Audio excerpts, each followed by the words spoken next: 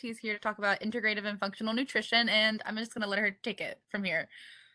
Yes. Hi, guys. So yes, I'm Amanda McCloskey. I'm a dietitian, and I did the coordinated program at Georgia State, so I'm an alumni, just like you guys will be soon. I had a very roundabout way to getting to become a dietitian. I always kind of like to share this before I start teaching anything because I just think it informs anytime you're talking to a dietitian. Not a lot of us have like a very direct pathway to getting into this world.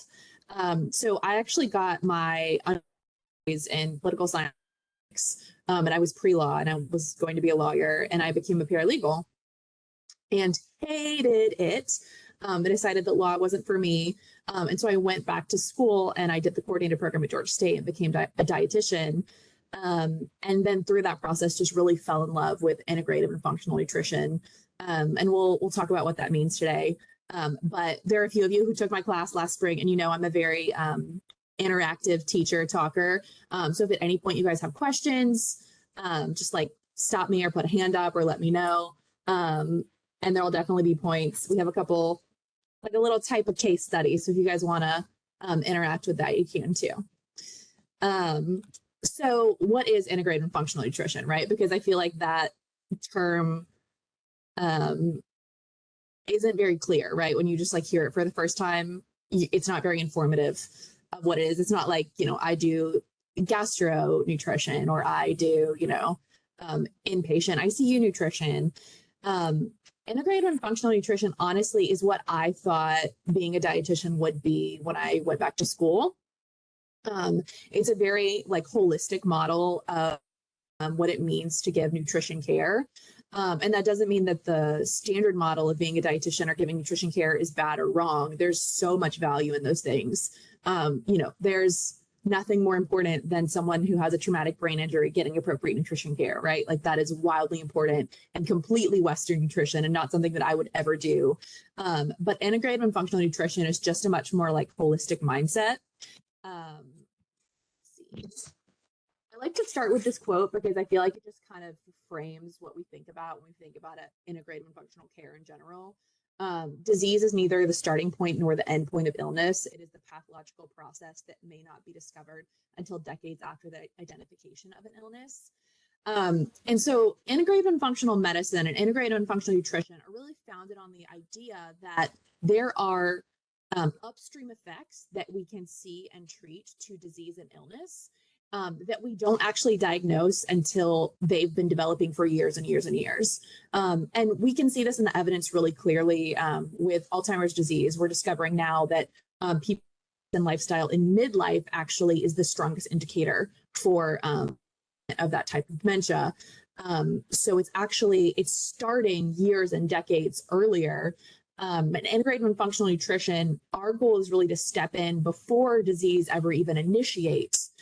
Whereas kind of typical standard Western nutrition, typically we are called in, and I know ideally we would all love to be more of a preventive space, but dietitians typically aren't called in a Western model until someone already has a kidney disease diagnosis or a diabetes disease diagnosis. Whereas in the integrative and functional world, dietitians are usually called in much earlier in the process. So what is integrative and functional medicine? The idea is that it's an opportunity to provide a system-oriented model that empowers patients and practitioners to achieve the highest expression of health by addressing the underlying causes of disease. So a big theme in integrative and functional care is that we want to identify what is actually causing the disease to progress and what's really the root of everything. It uses science, you know, typical evidence-based nutrition science like you would find in all levels of care. But then we also use what we call clinical wisdom and innovative tools, and we'll talk about that a little more later. But it's this idea that we kind of have a broader range of evidence that we're willing and looking into using than kind of the typical highly peer-reviewed, highly researched methods that other people use. We like to address the web-like interconnections of internal physiological factors. So, for instance, someone who's having trouble with their blood sugar, they're probably not sleeping well either. And if you don't sleep well, if you sleep less than 4 hours a night, your blood sugars become much more volatile. And then when your blood sugars become more volatile, it causes you to urinate more, to be up more in the middle of the night, to have trouble sleeping. So you can see how that's kind of like a cycle that everything feeds into each other, and everything is connected in a web. And then it's incredibly important in integrative and functional medicine that practitioners listen to patient stories. So typically in integrative and functional medicine, you'll find much longer visit times with both doctors and dietitians, because we want to go back all the way to, how was a person born? Was it a vaginal delivery? Was it a C-section? Were they breastfed? Did they experience any trauma in their childhood?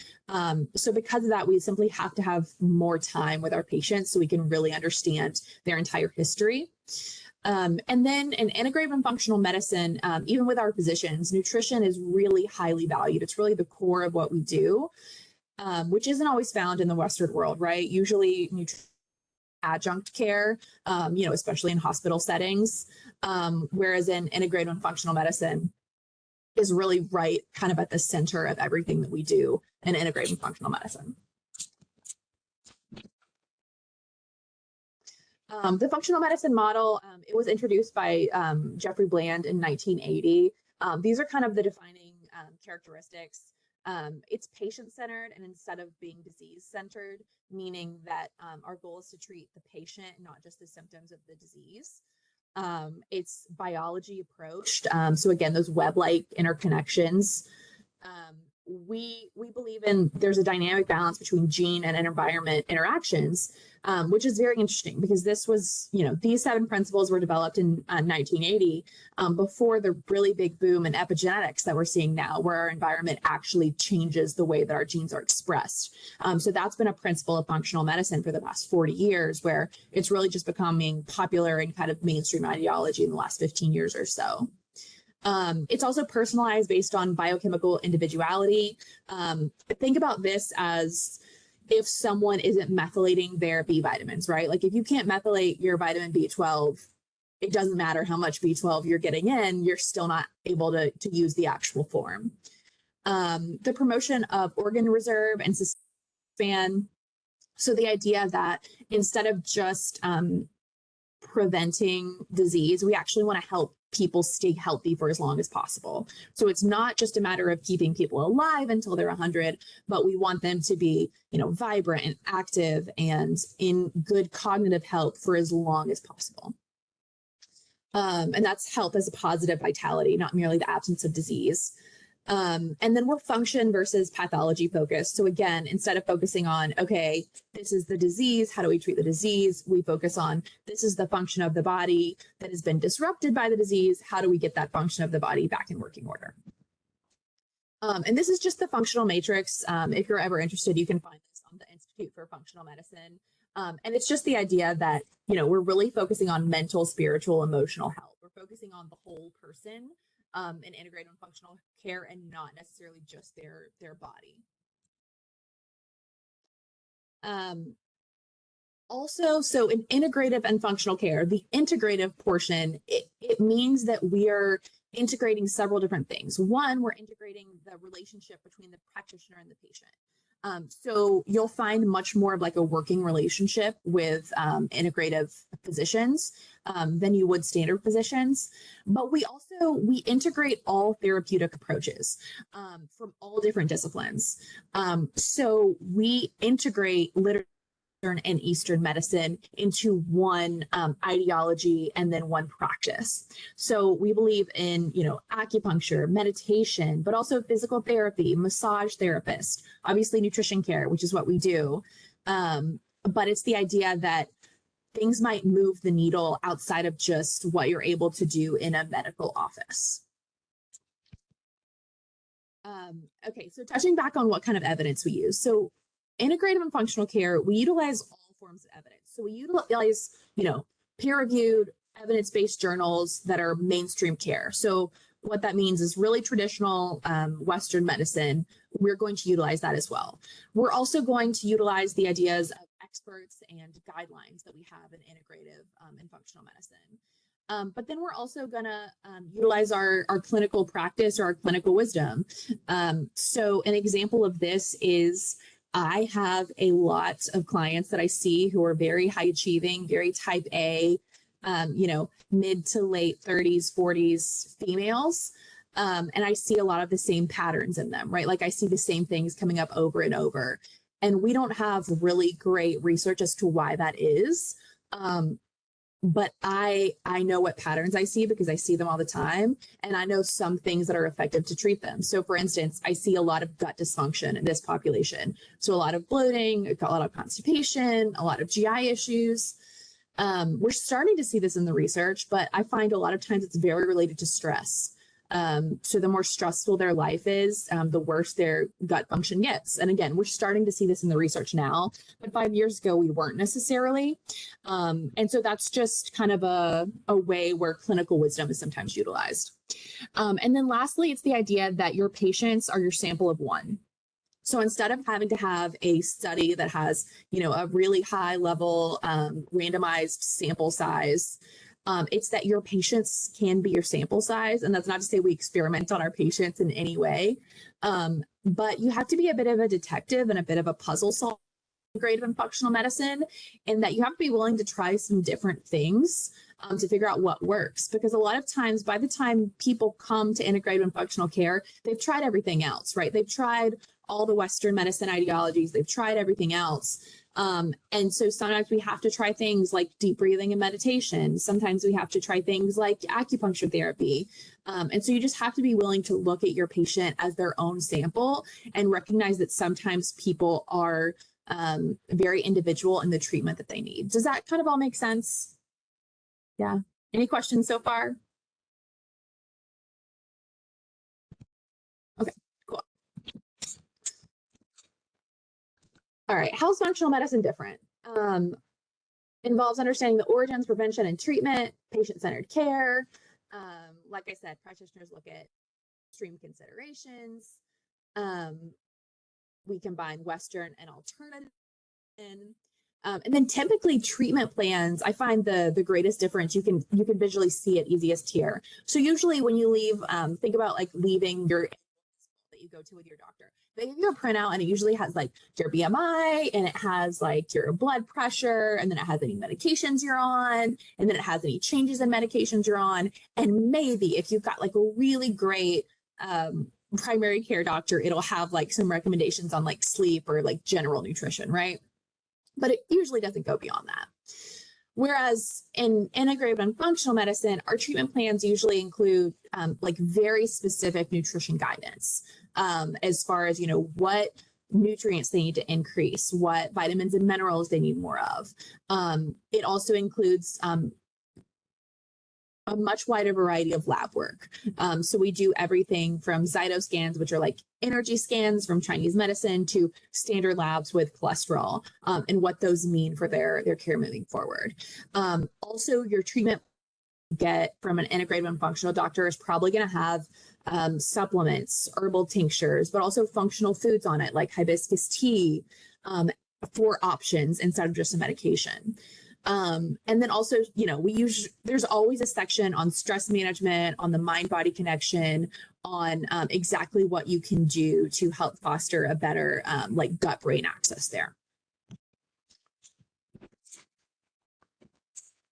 Okay. So integrative and functional medicine, there are actually two different meanings behind them. So integrative medicine combines treatments from conventional and those from complementary and alternative medicine. So what I was saying about Western and Eastern being brought together. Functional medicine is really what emphasizes the underlying causes of the health and dysfunction. So integrative, you think of the two parts coming together. Functional, that's where you're really thinking of the upstream effects. Where is this stemming from? Where is the root cause? Does that make sense?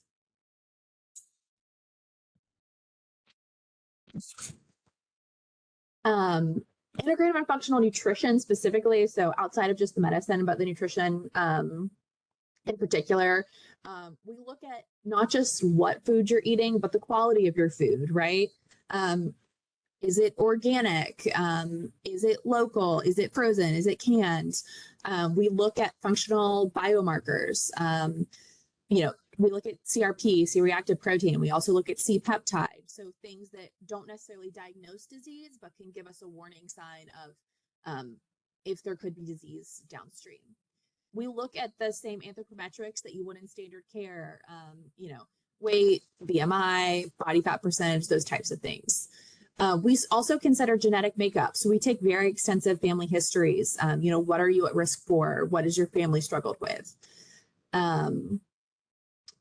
We integrate nutrition assessment at the molecular and cellular level with emerging research. So again, what is the research saying about, methylation capacity? What is the research saying about epigenetics and how we're able to utilize those nutrients? We can work with a team or we can work individually. So you can work in a practice like I do at Center Spring, where I work amongst a lot of different practitioners, or you can, work on your own and just incorporate parts of integrated functional nutrition. We have very varied modalities: food elimination, dietary supplements, GI interventions. But then we also really value other therapeutic interventions, things like yoga, guided imagery, meditation. I mentioned acupuncture earlier. So things that might move the needle that aren't necessarily what's on someone's plate. This is the integrative and functional radial that we use in integrative and functional nutrition. This is what we use as kind of a guiding process for our ADIME, so for our assessment and our diagnosis. You can see it's a much more extensive scope than you would have in kind of standard care. But also, I always like to point out, so it's a lot of different things. So it's food, lifestyle, it's the systems of the body, it's metabolic pathways, biomarkers, and then nutrition, signs and symptoms. But then also on the outside, we have stress, we have allergies and intolerance, we have pathogens, we have toxins, and all of these are overlapping. Nothing stands on its own. Everything is constantly interacting with and causing movement in other areas.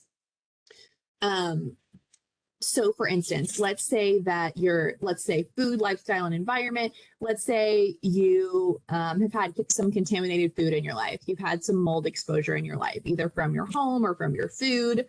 And that can go in, and that can also cause problems with other systems of your body, like your liver and your detoxification pathways. And that, of course, can lead into your metabolic not being as effective because you're not able to detoxify as well. And then that can lead to altered biomarkers. So everything is constantly interacting with each other. And this is part of why you have to be willing to be more of a detective and be willing to try things a little more. Because again, we're always trying to get to what is the root cause and how can we get upstream of that and prevent it moving forward. The 5 key areas, like we mentioned, so lifestyle, this also includes like culture, to food, physical activity, stress level, the systems of the body. We really want to have full assessments of the body's systems. Specifically for nutrition, we're talking about digestion there, right? So how is their digestion working? Moreover, it's not just about what's going wrong, right? Like, it's not just about do they have constipation or bloating, but it's about how do you feel after you have a meal? Are you feeling full? Are you feeling satisfied? How long is food sitting in your stomach? Things like that. We're also looking at metabolic pathways, biomarkers, core imbalances, and then the surrounding areas like we talked about before. All right, so this is one of my clients. If you were in my class this last spring, you'll remember Jane. Jane was a patient of mine that I worked with really extensively. This is kind of her general rundown. She was diagnosed with overweight, PCOS, and hypothyroidism. She had Graves' disease. Graves' disease is actually the disease of hyperthyroidism. And they, to treat it, they basically released radioactive iodine that went in and killed parts of her thyroid. So now she has hypothyroidism. She has anemia, so high cholesterol. Those are her triglycerides and her LDL. Her lifestyle history, she's 45 years old. She has a high stress job. She feels tired all the time. Exercise makes her feel worse. She's only eating 1,200 calories a day. She had a recent stressful divorce. She's currently single, the mom of a teenager. She gained 20 pounds during the pandemic. Those are her medications. And then those are her present concerns. mainly weight loss and managing her cholesterol. So when we're looking back at the radial, and you're kind of looking at these, different options here, what might be a play in Jane's health other than necessarily just what she's eating? What could be affecting her nutrition and her health outside of just the food that she's eating? I think the high stress, especially also with the hypothyroidism, I think that that's also a big factor. I don't remember everything that is said on her list, but I know stress Yeah. can really impact everything. Yeah, absolutely. So she mentions it twice, right? She says she has a Yeah. high stress job and just had a recently stressful divorce. So like she's a really stressed in multiple ways. So yeah, you're absolutely right. That's a huge impact on her health right now. Anything else anybody sees? I mean, biomarkers, obviously, just because they listed Yes. triglycerides and LDL. LDL crazy. Yeah. So yeah, everything is. And the diagnosis that she has as well, PCOS and hypothyroidism. Yes, absolutely. So this is kind of an inference, but how do we think she's sleeping if she has all this stress, if she's got a teenager, she's a single mom, but her hyperthyroidism isn't under control? Like, how do we think she's sleeping right now? I think it's very poor. Yeah, probably not great, right? She's probably not sleeping great. And sleep is incredibly important when we're talking about both cholesterol management and blood sugar management. And while her labs don't say anything about blood sugar management, she does have PCOS. And so she's like the highest risk category for developing type 2 diabetes if she has hyperthyroidism and high cholesterol and she's overweight. With the PCOS, she's very, very high risk for that. And so with the high amount of stress, she's probably not sleeping great. You can see how even if she's eating perfectly, like even if she's doing, everything by the book, she's probably having a lot of factors that are working against her with her nutrition. Do you guys have any other questions about this? Yes, you mentioned, because I do remember from your class and kind of from other stuff as well about sleep and blood sugar, but you mentioned sleep and cholesterol. Could you go a little bit deeper into that? Yeah, so what the research is saying now, as we talked about in our class, if you sleep less than 7 hours regularly, you can actually give yourself prediabetes without changing anything else about your diet. We're learning the same is actually true for hypertension, so blood pressure, and for hyperlipidemia, so high cholesterol. So even if you change nothing else and you're sleeping 4 or less hours a night really regularly, you can give yourself high cholesterol and you can give yourself high blood pressure without changing anything else in your lifestyle. That's compounded by the fact that stress also raises those two factors. It raises your cholesterol and it raises your blood pressure. So you can only imagine, I had a patient before, she works in the stock market. So she would go to bed when the markets closed at like midnight, and then she would get up when the markets opened at 4 a.m. And her biomarkers were all over the place because she was chronically underslept. Any other questions?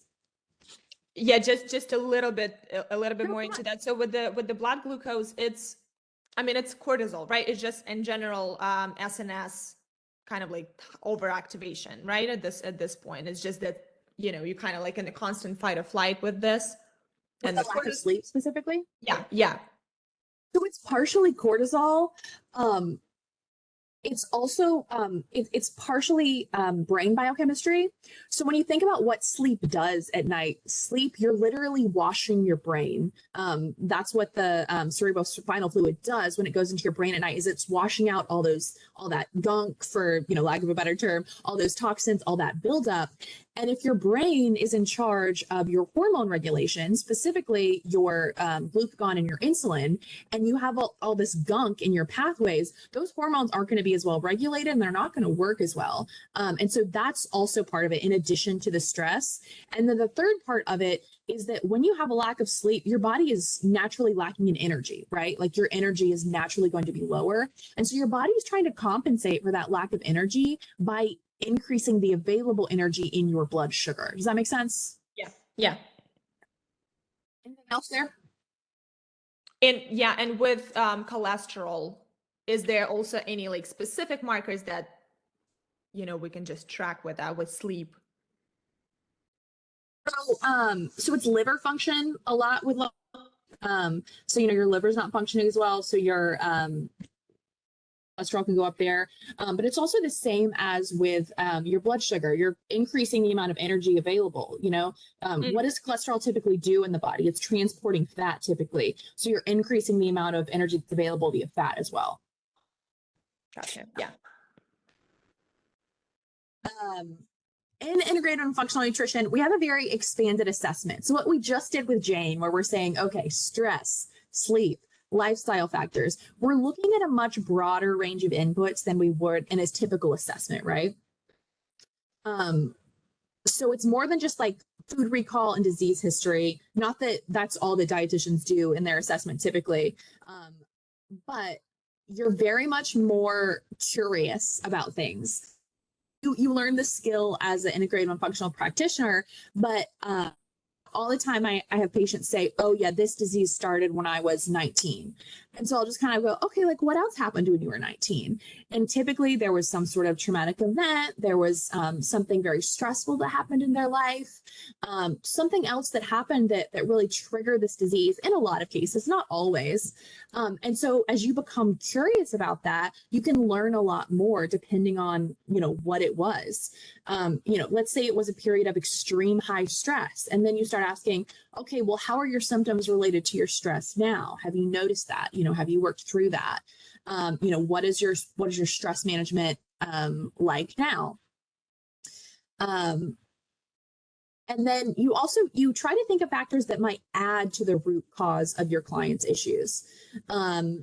So let's say your client does have something like type 2 diabetes. What is the root cause of type 2 diabetes? We're thinking way back upstream, like what leads to that disease initiation? Excess adipose tissue. Okay. Excess adipose tissue is one. Insulin resistance is another.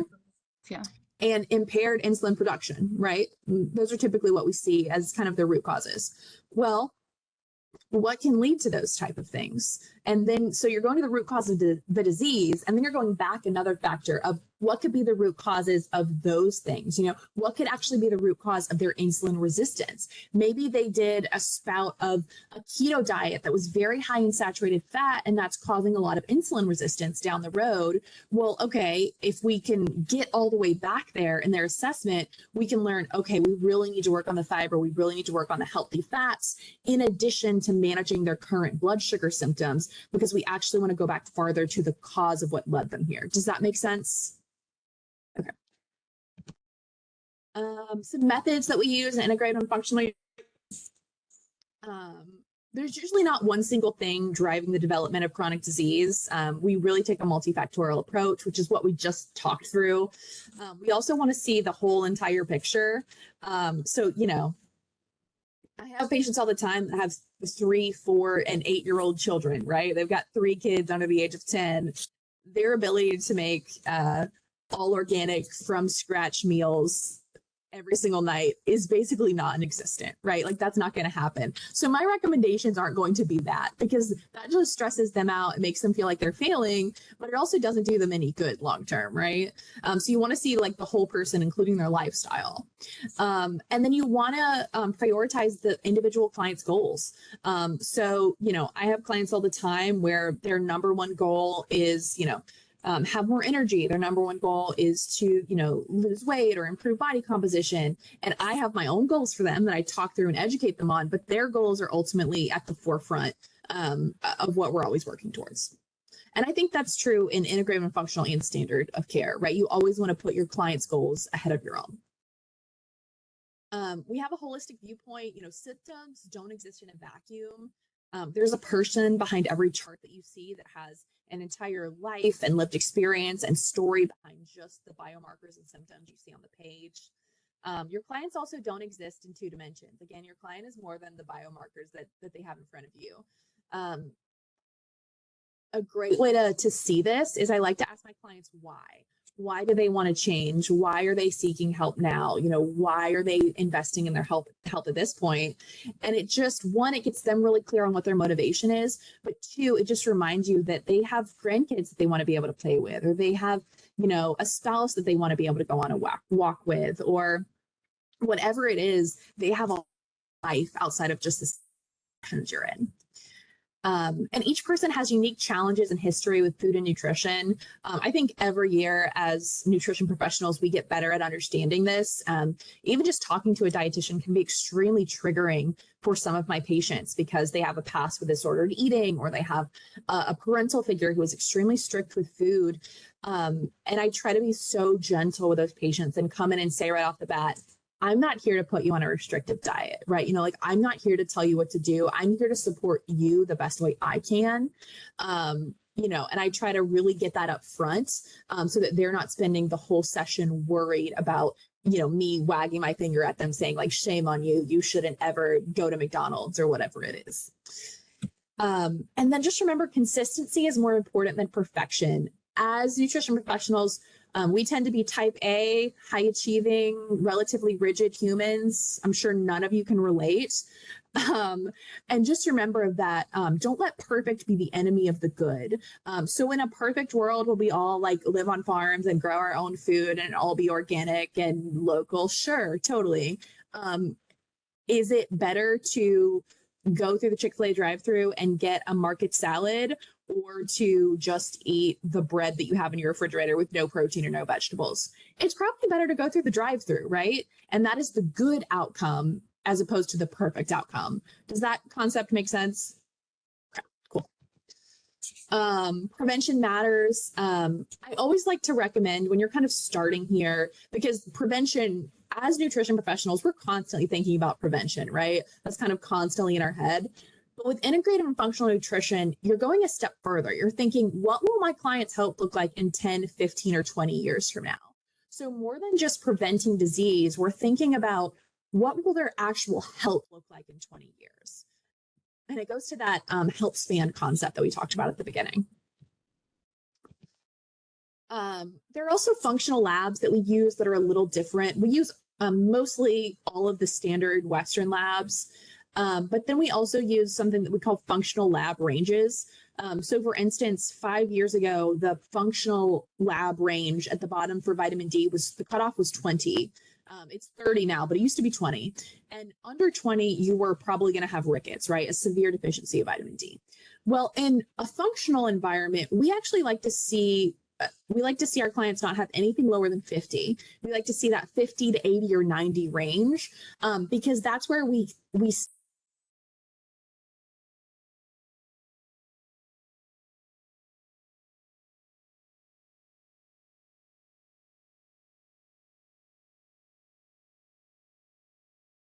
Oh no, she cut out. You cut out for a bit. Oh, or at least for me, you did. I'm not sure if you did for everyone else. Okay. So I was just saying, like, a pathological range is used to diagnose disease. So vitamin D under 20, where a functional range is used to prevent disease before it develops. So with vitamin D in a functional world, we like to see it between 50 and 80 or 90, because that's what for bone health long-term and immune function long-term. And then also remember that like normal doesn't always mean healthy. Some, not all, but some like pathological lab ranges that we look at, their cutoff is, are you sick? And they're done, with 99% of people involved. There's always a 1% of people out there that's different for.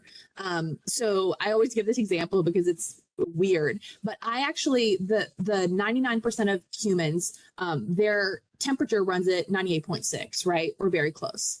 I don't. I actually run at like 97.3. That is my normal body temperature if you check it. So if I'm of 100, it's a much bigger deal than if someone who has a standard temperature is running a fever of 100. Does that make sense? These are just some examples of functional labs. C-peptide is one that is very interesting because high levels could indicate development of diabetes. Do you guys know what C-peptide is? No. So it's a marker of how much insulin is in either your blood or urine. And so, with diabetes, the progression of insulin resistance, this can be a great marker because if you have an extremely high level of insulin, your body's probably overcompensating for a high blood glucose, that it's just, even if your A1C is perfect, your body's just really good at overcompensating. CRP is a marker of inflammation. It's really good at detecting or, pointing an arrow towards, none of these are purely diagnostic, but they kind of give you a hint of what could be happening. If you see a high CRP, you think maybe there's some sort of autoimmune condition. Maybe they're in, a hyperimmune state. Maybe they're at higher risk for cancer down the line. And then, thyroid panels and antibodies, we like to see the optimal range less than 2.5, where the normal range can go anywhere from 0.4 to 6. Why do we need functional medicine? Why is this branch of functional nutrition? Why is this a thing? We've really learned that chronic disease is mostly driven by food and lifestyle environment and then influenced by genetics. So it's really important that we have a model that doesn't just treat illness when we get it, but can actually help prevent it upstream.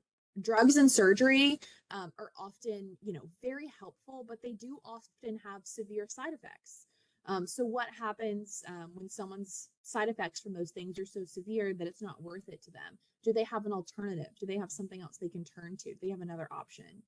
It's also very consumer driven. Again, like I said, so many of my patients are people who have been through, every doctor and every specialist in the standard, Western, medical way of thinking, and they're still just as sick as they were in the beginning. And so consumers are really driving this demand for another option. And the old model of, naming the disease and prescribing the drug, it just isn't working for a lot of people anymore.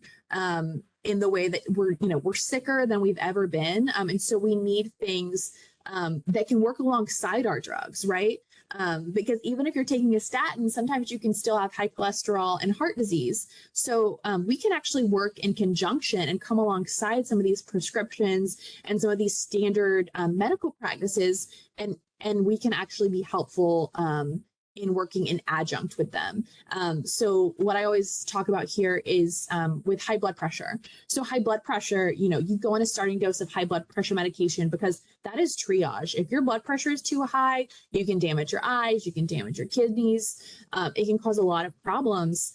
But hibiscus tea, if you do it in strong enough doses, is just as effective as a starting dose of a blood pressure medication. So if your blood pressure is extremely high, then doing something like a blood pressure prescription in addition to hibiscus tea can be very effective at getting your blood pressure back down much more quickly than if you were just doing the drug or just doing the hibiscus tea in isolation. And then I always like to touch on this because in integrated and functional medicine, we're constantly talking about, what is the optimal environment for humans? Where do we thrive the most? And why are we sicker now than we ever have been? And what it comes down to in a lot of ways is that our modern lifestyle is extremely different than it used to be, right? There's not as much natural light in our lives. We don't have as dark of environments at night. We have less physical activity in a natural environment. So as opposed to just exercise, I'm talking about, just moving around during the day. Those of you that took my class, you remember how much we talked about the blue zones and how they never purposely exercised. They were just constantly moving, getting up and down off the floor, preparing their food, walking places. And that's very different now. We have much less contact with non-pathogenic microbes. So, used to, we would play in the dirt and eat dirt and just, be constantly surrounded by things that weren't sterile and clean. And that led to a much more active thymus, that led to a much more robust immune system. And we're learning this now, even with babies who are born via C-section, we're starting to swab them with some of the mother's microbiome so that they can have the start of a healthy microbiome as opposed to being born in a completely sterile environment. Of course, we intake a lot more processed foods than we used to and a lot fewer phytochemicals and antioxidants. And then we also have fewer meaningful interpersonal relationships. A really interesting study just came out that said 1 in 5 people in the United States would not consider themselves to have a close friend, not even one. And so loneliness and stress can have really, really meaningful impacts on your health and especially on your longevity. We see this in older adults all the time. Connected, in a social web, they do much better. They have lower rates of dementia and they live longer. And so what does it mean that we have less of that now, even at much younger ages? The integrative and functional nutrition care process is very, very similar. We still follow ADIME. Integrative and functional care is really just like standard nutrition care plus. It's not that we're taking anything away from that model. We're just adding a lot on. And again, there is a time and place for standard nutrition care. It is such an important thing, especially in inpatient settings, especially with dietitians who are getting reimbursed in doctors' offices. It's not that the current model is bad. I think there are wonderful things about it. It's just integrative and functional nutrition is a little bit more, if that makes sense. And then I just wrote out kind of my typical day because I was in school, I was always like, okay, but what do you do all day? I was like, what does it actually look like to do your job? So for me, I work from home all the time. I'm fully, this is my office. Usually I start prepping for clients around 8 a.m. in the morning. I look through charts, I make notes. I see if there's anything else I want to follow up with the provider, or if there's any sort of research I want to pull. I start seeing patients at 9. They're either 30 minutes or 60 minutes. And I mostly see new patients in the morning. And that's why I prep so heavily beforehand, is because I haven't seen these patients before. I know nothing about them. I don't have any touch points.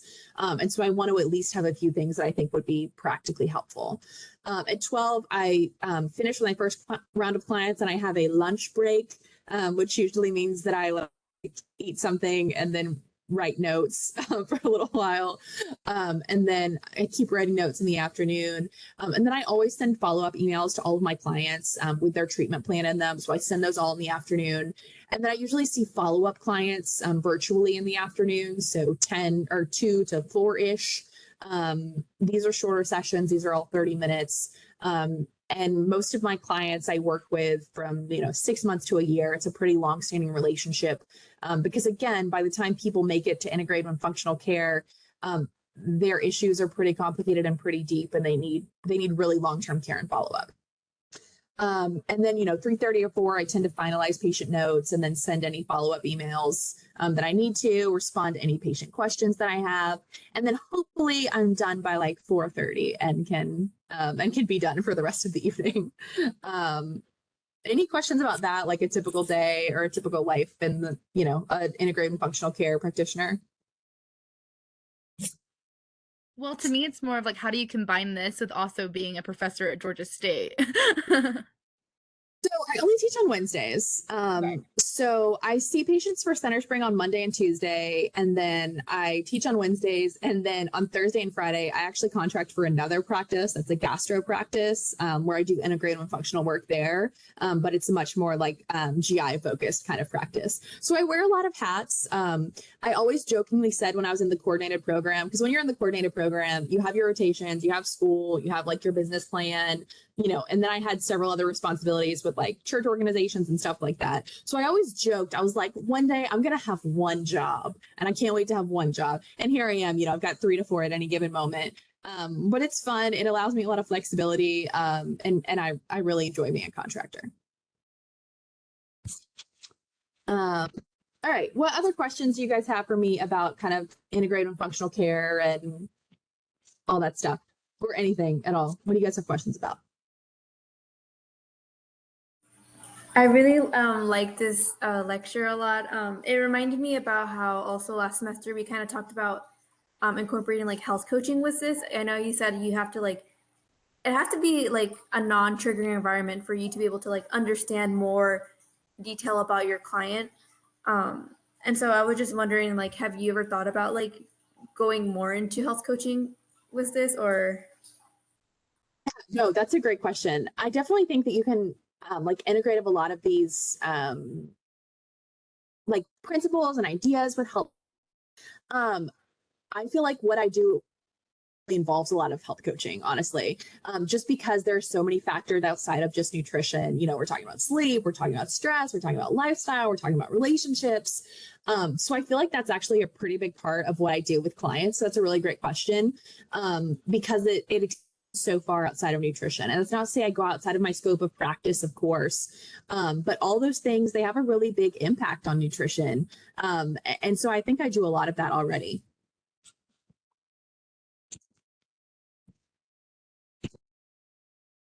Anybody else? No? No. Yeah, I have a quick one. Yeah, I just wanted to ask, so for when you were a student in the CP program, what would you say were the classes? Okay, is everything working? Yeah, I don't know if she's. Okay. Are you there? Did I freeze again? Yeah. Yes. Am I back now? Yes, Nadia had a you question. are.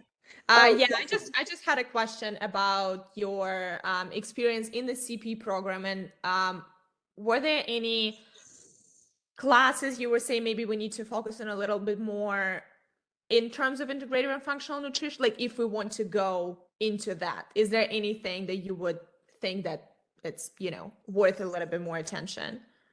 Yes. So in the CP program, things I would really focus on, the integrative and functional class, if you can take it with me, it gives you a really good foundation for, you know, understanding those things.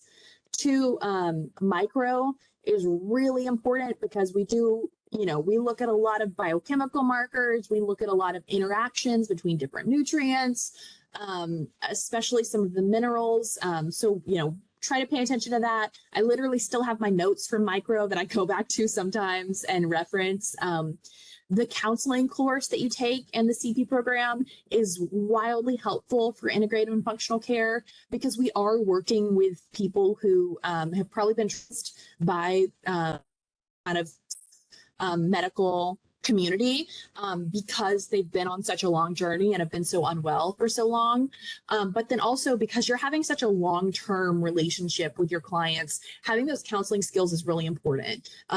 Whereas opposed to, you know, if you're in an inpatient setting in the hospital and you're seeing clients, you know, 15 of them a day kind of quickly, there's nothing wrong with that, but you don't necessarily have the time to do like, you know, real like motivational interviewing or really utilize those counseling skills. Whereas with me, since I work with clients so long term, I have a lot more of a chance to do that. And it's been really extremely helpful there. Okay, gotcha. Thank you.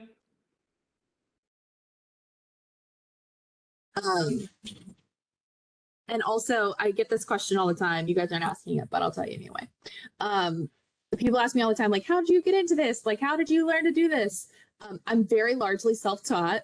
So I took the integrative and functional class when I was in the coordinated program, and then I did all of the integrative and functional rotations I could. So Mark had a rotation at the time that I did. Progressive Medical had a rotation at the time that I did. Jennifer Weissman at the time had a rotation that I did. She was more GI focused, but so, like she was a very holistic practitioner. She doesn't call herself integrative and functional, but she very much is. So I did all of those that I could. And then when I graduated, I did the certificate program through the Academy of Nutrition and Dietetics. They have a certificate program in integrative and functional nutrition. And then I joined the Dietitians for Integrative and Functional Medicine, DIFM, through the Academy of Nutrition and Dietetics. And they have amazing resources. The Natural Medicines database, you can reach through them.